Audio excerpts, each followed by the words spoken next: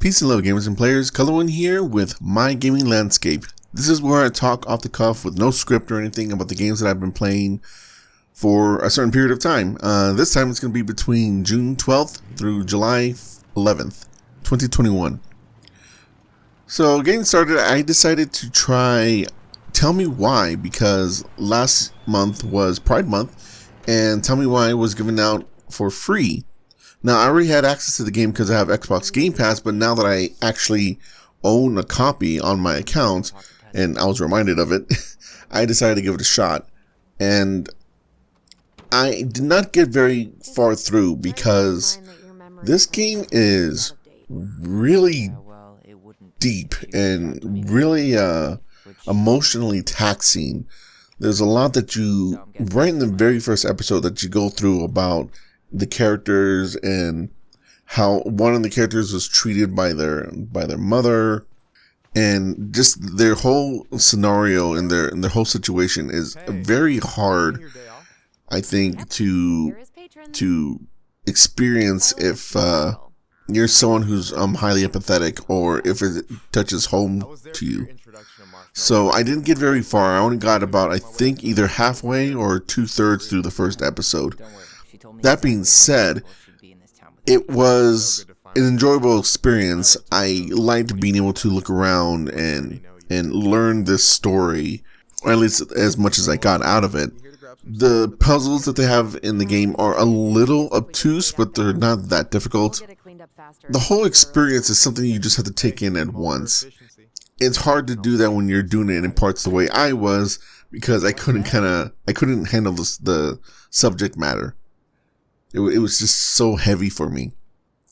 So I would encourage other people to check this game out, but just with an asterisk next to it, because there are a lot of trigger warnings needed with this game.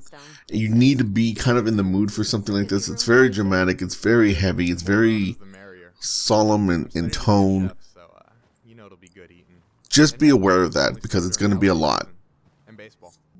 Up next, I played Psychonauts because it came out on Game Pass, and Psychonauts is one of my favorite games, and specifically, I remember playing the original Xbox version of it, not the PlayStation 2, which seems to be the version that most people played it on. Either that or the PC. And I went through the game, I finished it, I almost completed it. For some reason, I'm stuck on rank 99, I'm not entirely sure what it is I'm missing.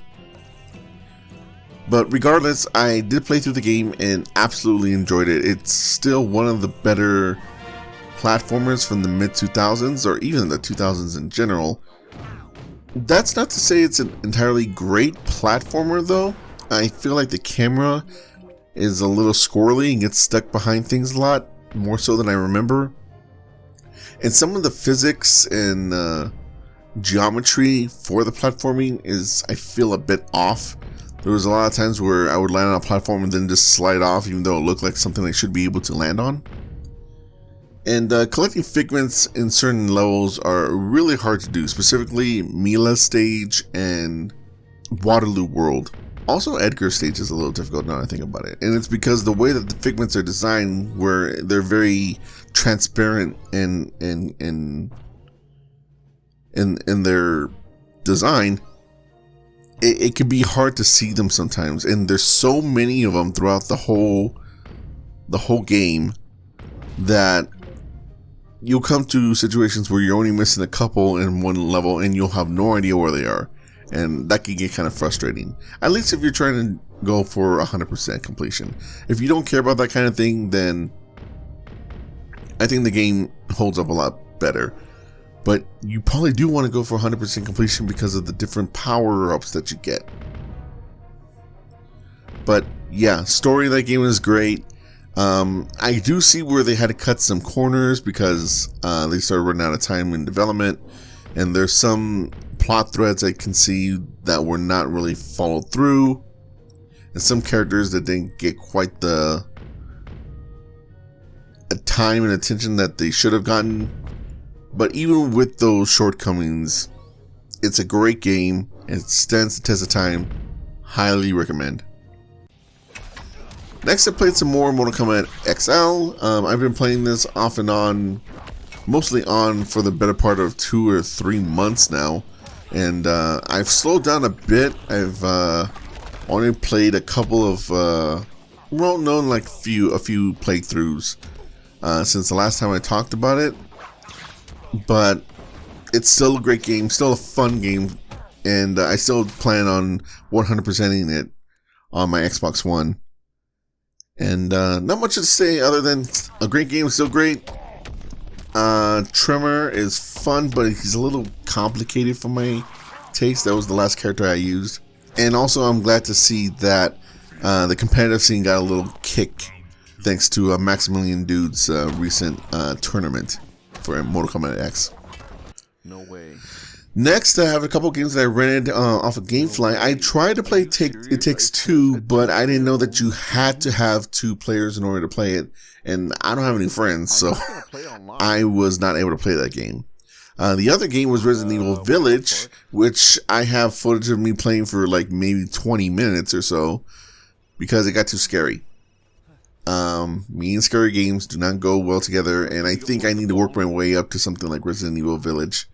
Maybe with the earlier games before I get to play that game. So yeah, I ended up just kind of giving up on it because I just couldn't handle it.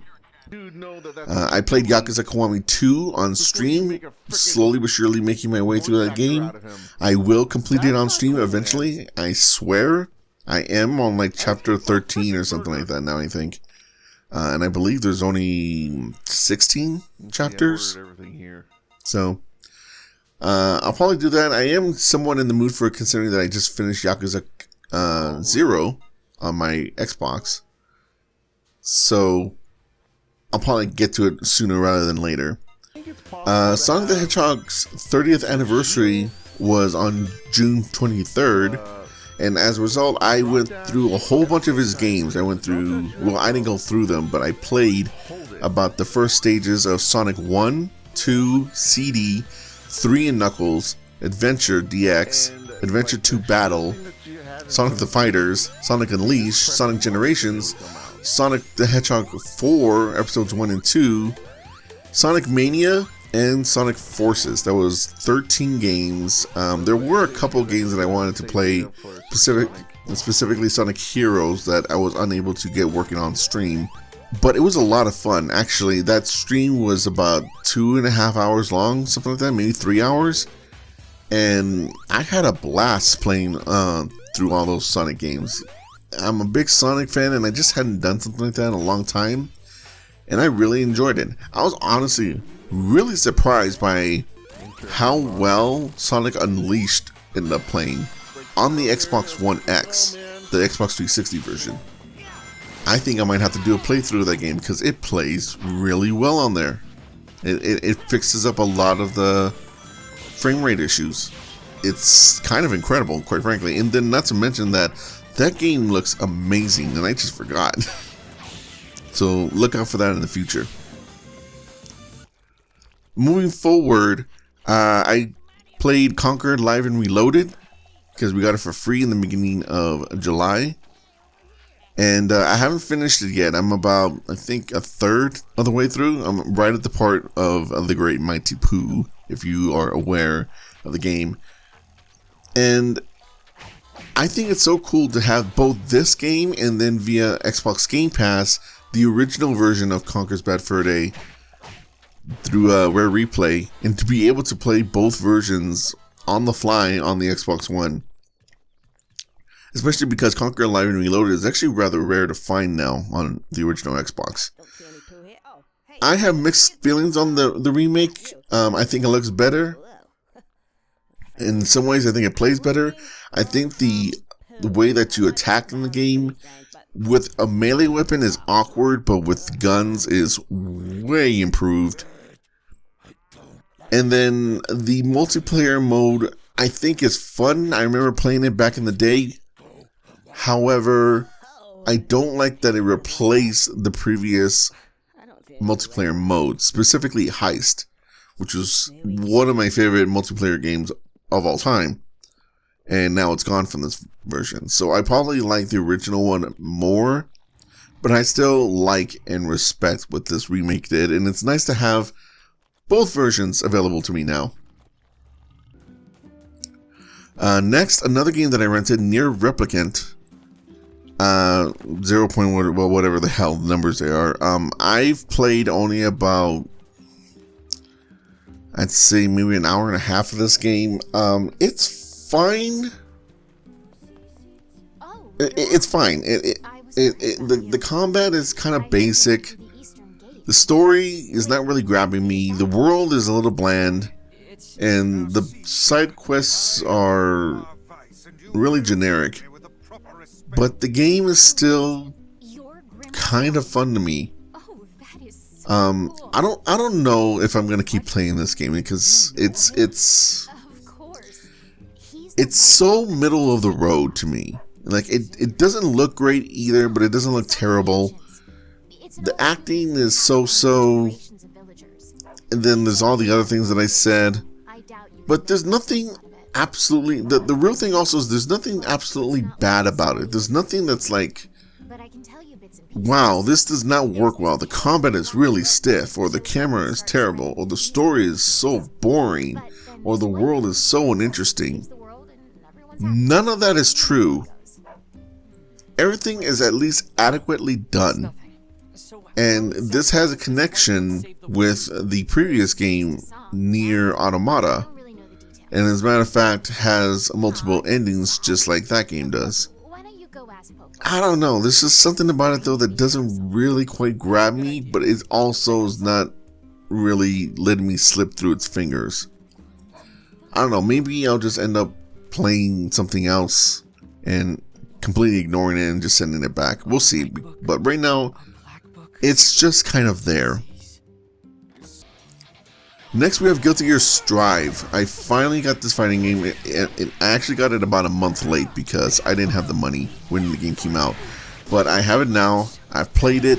I kind of enjoy it.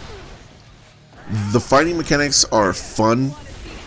They're enjoyable. I love the high damage that's in the game. It actually reminds me of Samurai Showdown. But the gameplay is also, in my opinion, not as good as it was in the previous entry in the series, Guilty Gear Xrd.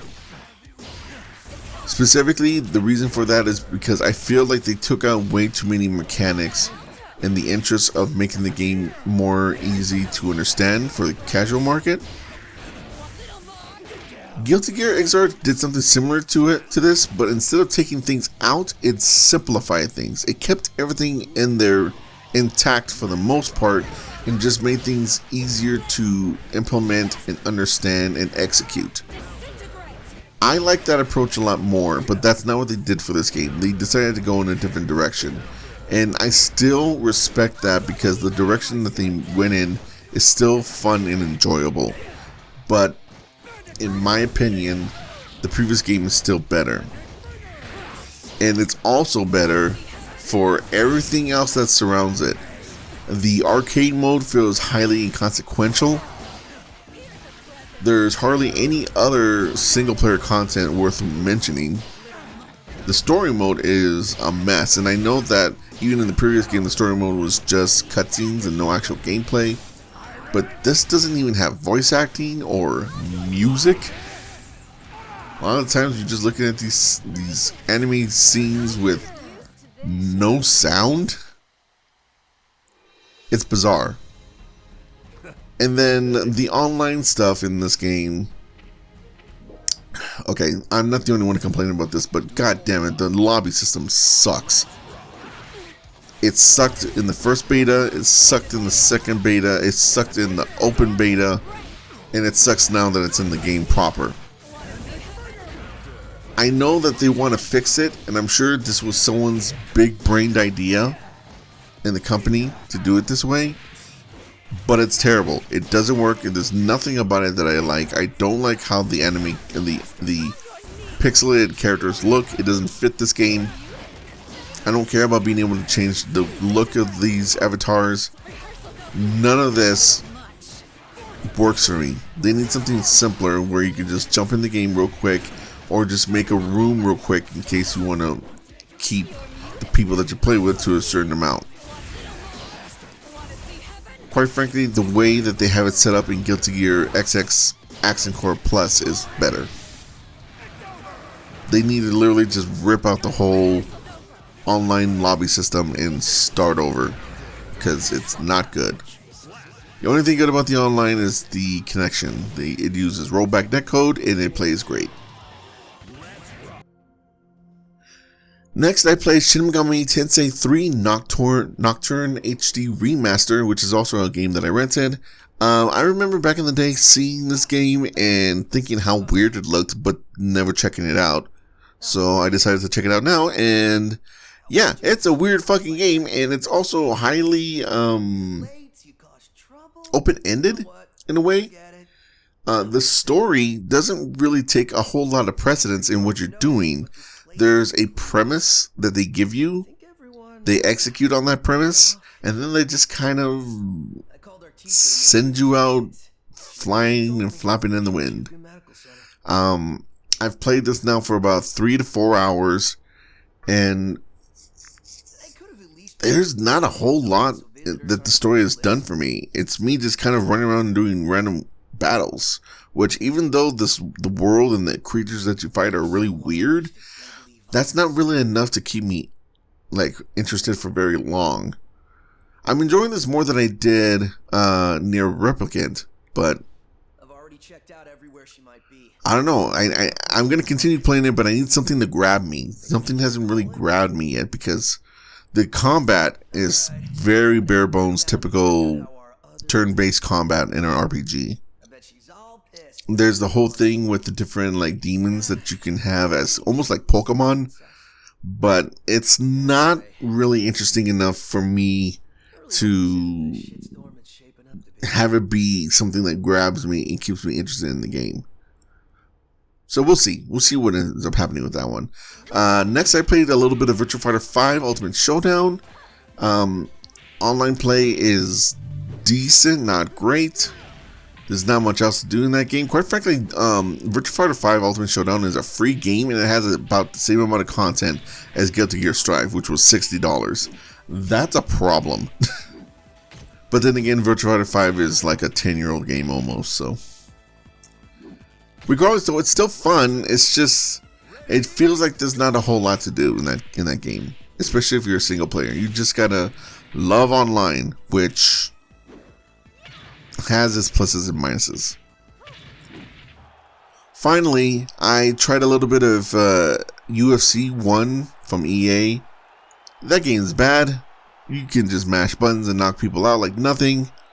I was inspired by the UFC fight that just happened, and my mother was watching it, and I decided to get a little bit into the spirit of things. But that was a mistake, because that game is not good. It is just a button masher masquerading as a highly complex wrestling game, which it's neither. And that has been my gaming landscape for June 12th through July 11th, 2021. And to wrap things up, nothing that I really bought in terms of pickups other than Guilty Gear Strive.